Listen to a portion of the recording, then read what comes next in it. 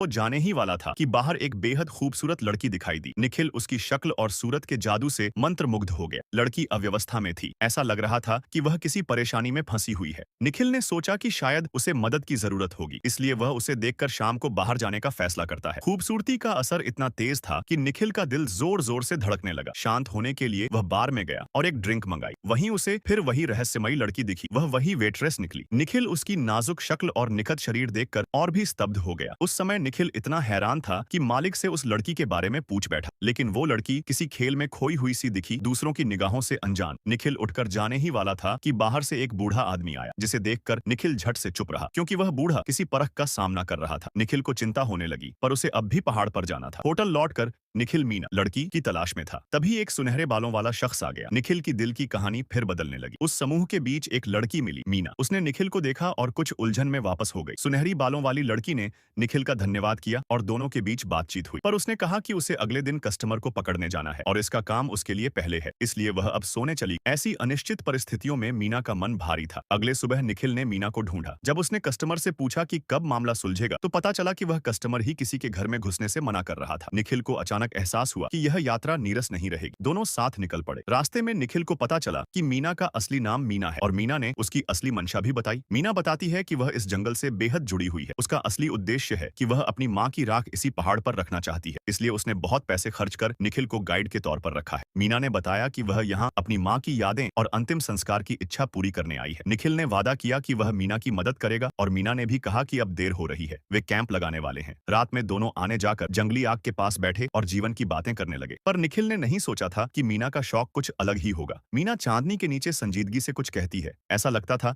जैसे चांद ने उसे कुछ दिया हो। पर मीना अचानक शर्माई और लाल कोट पहनकर तंबू की ओर चली गई। उसने जानबूझकर थोड़ी दूरी छोड़ी। निखिल ने उसे समझ लिया कि वो कुछ भावनात्मक बहाव से गुजर रही है, लेकिन मुख्य लक्ष्य टालने लायक नहीं था। सुबह होते ही दोनों पहाड़ की ओर निकल पड़े। लंबी यात्रा के बाद वे पहाड़ की तलहटी तक पहुंचे, पर ऊपर चढ़ने से पहले निखिल ने नीचे कुछ खतरनाक पैरों के निशान देखे। वह समझ गया कि यहाँ खतरा हो सकता है। सुरक्षा की खातिर निखिल ने मीना से नीचे रुकने को कहा और खुद ऊपर जाकर हालात देखने लगा। जैसे ही वह ऊपर पहुंचा और दूर तक दूरबीन से देखा, वह चौंक गया। उसने एक भारी सैनिक पहने आदमी को देखा, पूरा कवच पहने। खतरे को देखते हुए निखिल ने बंदूक उठाई और धीरे धीरे आगे बढ़ा। उसने देखा कि वह आदमी एक संदूक ले जा रहा था और संदूक खाली नहीं था। जब निखिल ने संदूक खोला तो उसमें कई चाकू और धन भरे हुए